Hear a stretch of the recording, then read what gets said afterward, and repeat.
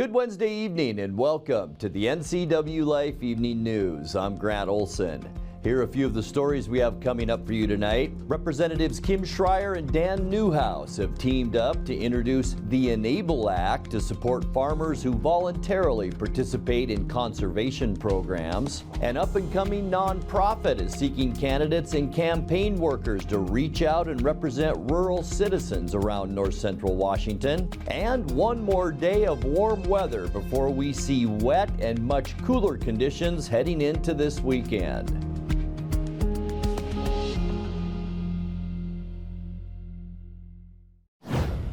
The two jailed men accused of stabbing a Chelan County corrections officer allegedly used weapons made using a screw and a sharpened toothbrush. 24-year-old Benito Eduardo Licea and 28-year-old Javier Valdez face likely charges of aggravated attempted murder, prison riot, and unlawful weapon possession. Wenatchee police say both were carrying handmade weapons when they attacked the jail guard Monday morning, leaving him with cuts and stab wounds to his head, neck, and hand. The wounds were not life-threatening. Jail officials say the two men appeared to cooperate in the attack, and it may have been retaliation for an infraction leveled against one of the inmates when he failed to comply with a correctional officer's order last week. Judge Travis Brandt assigned both Licea and Valdez an additional $2 million bail, and they were scheduled to be transferred to state prison custody ahead of their trials. The two men were already charged in two separate Wenatchee murders that took place in 2022. Governor Jay Inslee announced a special session to focus on passing a new drug possession law. In 2021, the Washington Supreme Court overturned the state's felony drug possession law and a temporary misdemeanor policy. That policy expires on July 1st, and a new statewide policy was the last remaining must-do item legislators did not finish during the regular legislative session, which ended April 23rd. The special session is set to begin on May 16th. Special sessions are 30 days, but Inslee said legislators could finish within several days if they come with an agreed-upon proposal. Representatives Kim Schreier and Dan Newhouse have teamed up to introduce the Enable Act to support farmers who voluntarily participate in conservation programs. The bipartisan legislation will permanently establish the State Acres for Wildlife Enhancement, or SAFE. That's an initiative under the Conservation Reserve programs to ensure that farmers who want to participate in the program can. There is currently a cap on how much land can be included in the Conservation Reserve program in Douglas County and others like it, which makes participation difficult for farmers who'd like to. The Enable Act would revert to a previous policy from the 2014 Farm Bill to allow SAFE and other conservation programs to be waived from the county cap if it meets USDA and the county's shared goals. Schreier's office said she will be pushing for this legislation to be included as the House Committee on Agriculture begins this year's Farm Bill process. Washington's Attorney General Bob Ferguson is the first Democrat to declare his candidacy for governor after Jay Inslee said Monday he won't run for a fourth term. The 58-year-old Ferguson has been the state's lead attorney since 2012 and has steered several high-profile court cases, including a civil action against the Trump administration that halted the initial plan to restrain travel to the U.S. from majority Muslim countries. He also proposed the assault weapons ban that was recently signed into statewide law. Richland School Board member Semi Bird, who voted to defy state COVID-19 requirements for his district, announced in November he would also run for governor as a Republican. When we come back, Wenatchee drivers may see some one-lane flagger-controlled traffic between Thurston Street and the walking bridge this month. An up-and-coming nonprofit is seeking candidates and campaign workers to reach out and represent rural citizens around north central Washington. And we will tell you who the Apple Blossom Art for Kids contest winners are this year. I'm Grant Olson, and you're watching the NCWLIFE Evening News. Wenatchee drivers may see some one-lane flagger-controlled traffic between Thurston Street and the walking bridge this month. The Chelan County PUD is working on removing 3 transmission wires from overhead utility poles along Worthen Street. Crews will replace a few poles and the tops of transmission poles will be reconfigured to maintain reliable service. Parking along Worthen Street will be unavailable at times, and there may be periodic road closures from 5 to 10 minutes at different times and areas. Crews will be working on maintenance Tuesday through Friday from 7 a.m. to 4 p.m. through the month of May. An up-and-coming nonprofit is seeking candidates and campaign workers to reach out and represent rural citizens around north central Washington. Rural People's Voice, a political action network based in Okanogan County, is holding training sessions this weekend for interested folks in Omak on Saturday and then again in Wenatchee on Sunday. NCWLIFE News' Jefferson Robbins spoke with Elena Maynor, the network's chief executive, about their mission. I left my job and we ran Adrian Moore for state representative in 2020. And we ran that campaign to win, but we also ran it as an organizing campaign, really to learn about kind of what we're up against in rural Washington, what it takes to win a seat, genuinely what rural people really need. The campaign was unique. We had 40 young people who called themselves the future of the 12th that were part of the campaign. We had 100 neighborhood captains who each took on a list of 50 voters and contacted them 5 times just to talk to them about the issues that mattered most to them. So that campaign really did help us. We talked about it as like a lightning bolt. When it hit the ground, it sort of helped us illuminate, who is organizing in rural Washington? Who is the base of people that are already activated? What are our shared values? And in that way, there was so much that we won from that campaign. And your roots are in Okanogan County, but you are interested in helping people to organize for political office throughout north central Washington. It's true, yeah. We are in Okanogan County, but there is no doubt that north central Washington is deeply connected. Not just by the Columbia River, but by our economies, by our communities, by our demographics. So the region itself has so much connectivity. And so we focus in Chelan, Douglas, and Okanogan County. You're getting ready for your candidate and campaign training sessions that are coming up. Yeah. Tell us a little bit about those. Yeah, so May 6th we'll have one in Omak, and May 7th we'll have one here in Wenatchee. Now the intention of them is to really offer sort of campaigning 101, and it'll be for any interested candidates now or interested candidates in the future, as well as campaign volunteers. So we're thinking about ways that we can bring more people into campaigns and support them across time, have a sense of connection and investment in them so that we've got more folks who can show up and actually position our candidates to do the work we need them to do, which is talk to people, right? It's go to the doors and listen and do as much as they can to both represent what folks need and, like we said, use their megaphone to talk about issues that people really care about. Each year during Apple Blossom, young local artists have a chance to shine in the Arts for Kids contest. The latest winners were announced this week. James Young, a 3rd grade student at Lewis and Clark Elementary, earned the Best in Show award for his 3D sculpture titled Snowfall the Ice Dragon. James's prize is a $100 gift certificate to Hobby Lobby. Olivia Johnson, a senior at the River Academy, grabbed the Sponsor's Choice Award for 2-dimensional mixed media. And preschooler Elle Ann Waller was the pick of the Apple Blossom Royal Court for her 2-dimensional portrait. You can find a complete list of winners on our website at ncwlife.com.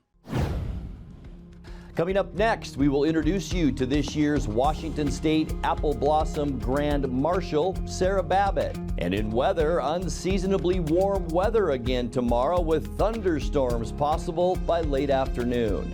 All the details in your complete North Central Washington weather forecast. That and much more still to come tonight. Please stay with us. Colonel Sarah Babbitt is a graduate of Eastmont High School and Washington State University. She's an airman in the Air Force with 23 years under her belt.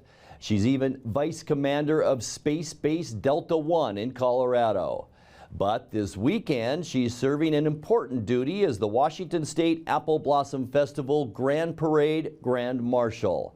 In tonight's feature story, NCWLIFE caught up with Babbitt in a sunny Memorial Park to hear her reaction to being selected as Grand Marshal and to learn more about her work. I was shocked when they told me I was going to be the Grand Marshal, because I grew up in this town. You know, I've been to 1,000 apple blossoms and seen 1,000 Grand Marshals, and it was always just somebody super special that came. And so to be in that class of people in that company, it's pretty humbling. I'm an airman, so I'm Air Force still, but I work on a Space Force base. So it's a very interesting dynamic. As an airman, we support all the space guys, which we call the guardians, right? So the airmen do all of, you can think of me as like the town mayor for the base, right? So I make sure the cops are there, all the communications systems work, everything in the support world, all the engineering, the buildings get built where we want them. I'm like the master planner for the base.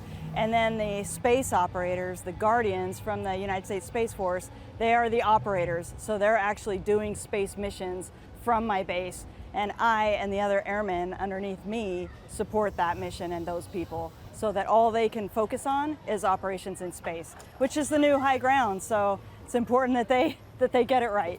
So I'm proud to be a part of it. There's only 3 bases really that are space-based deltas, like I'm assigned to, in the entire Air Force. So to be a part of it at its kind of beginnings, really, because the Space Force just became a thing in 2019. So we're still pretty new. So to be able to help them out and get their feet under them as a new branch of the service is really exciting. When I graduated high school here from Eastmont, I did 2 years at Wenatchee Valley College. So I got my AA degree, and then I transferred to Washington State University, where I joined ROTC and met my husband, most importantly, and he's just off camera. And did 2 years at WSU to finish my degree and finish the ROTC program, because at that time they had a 2-year program to commission, and then commissioned in 2000 and have been in the Air Force ever since on active duty. I don't get to travel home very often at all, maybe once a year, and it's usually around the holidays, so either Thanksgiving or Christmas. So coming home when it's beautiful outside is like a special gift. Time now to take a look at your North Central Washington weather forecast. What a Wednesday across North Central Washington. We enjoyed beautiful blue skies out there today, and man, unseasonably warm temperatures too. Hope you had the chance to get out and maybe enjoy some Apple Blossom Festival activities over at Memorial Park today. It sure was a great day to do it, but we have some changing weather moving our way tomorrow.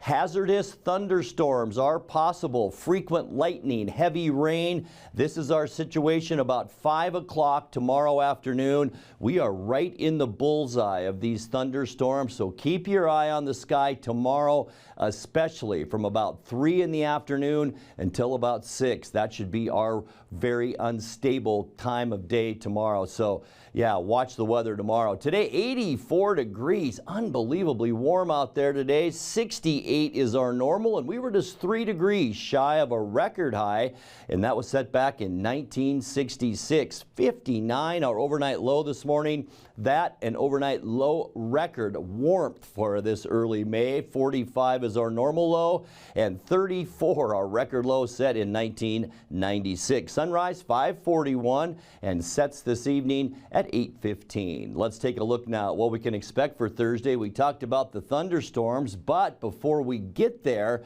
warm temperatures once again, not quite as warm today. 83s in the Columbia Basin, afraid of Quincy and Moses Lake. That's what we'll see tomorrow too in Wenatchee, around 83. And then a little bit warmer from Eniat to Chelan up into Omak, because I think the thunderstorms will take a swath through the southern part of our viewing area. So maybe some more sunshine and some warmer temperatures up north tomorrow. By tonight, we can expect high clouds out there. An area of low pressure will kind of just sit here for a while. Area of high pressure, meanwhile, off the coast, and not many clouds tonight. We're going to stay mild once again with lows in the upper 50s.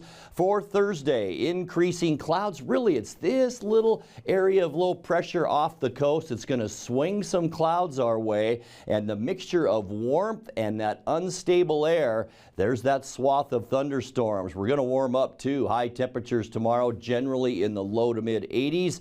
And then for Friday, classy chassis.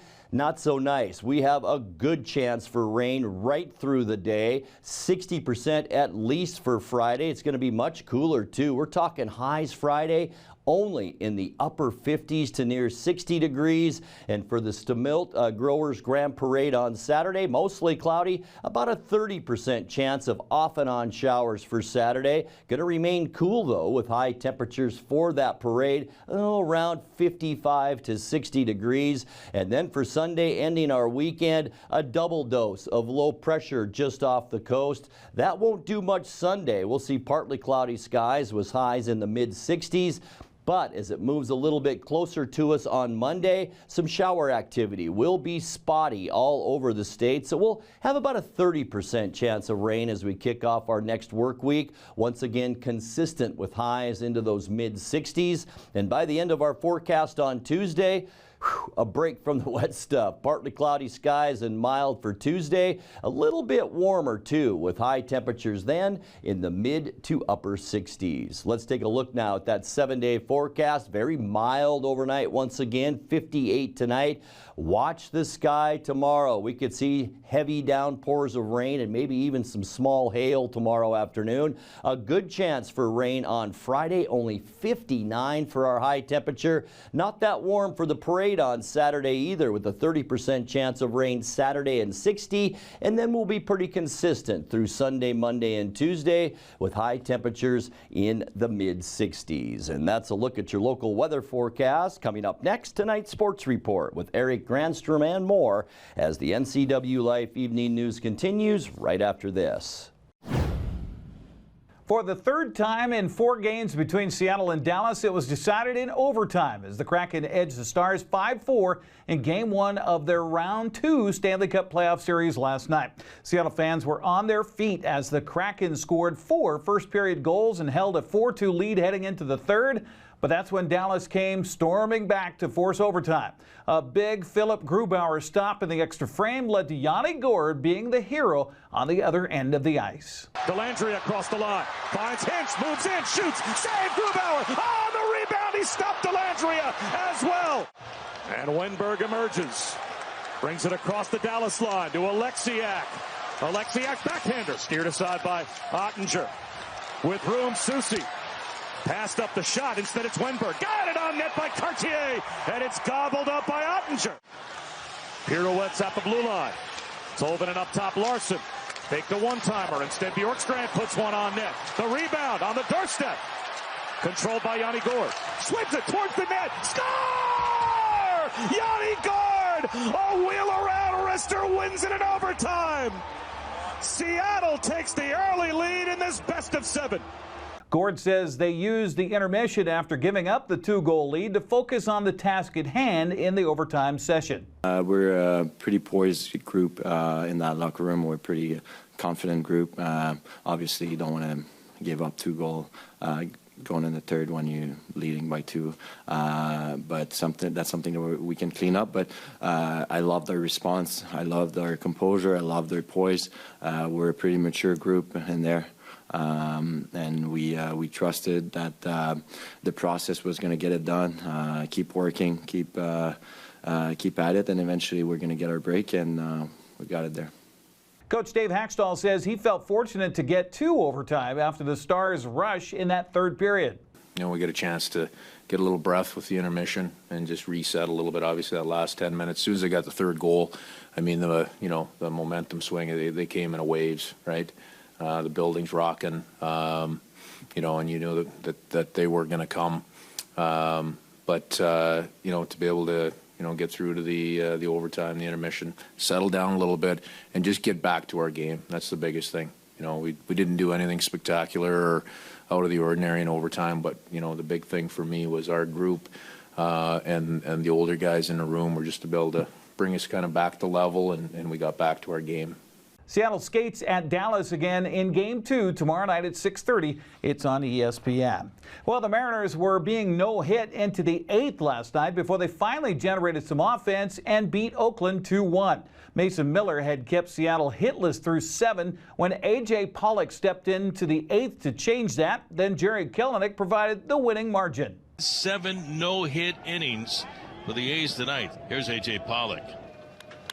There you go. Down the line. Giddy up. 1-1 ball game. A.J. Pollock with a home run. A.J. with with his third homer of the season. RBI number 9, back square at 1-1. Thing got out of here in a blink, didn't it? Ball hit on a line as he takes over that home run trident. Breaks up the no-no, gets him on the board. He gets a carry to trident, which is kind of heavy. KO for 2, fly to left, walk and a strikeout. There's the drive down the right field line. That baby's going to stay fair. Caballero scores. Ty digging for third. Jared Kelnick, another big moment. And the Mariners have a 2-1 lead.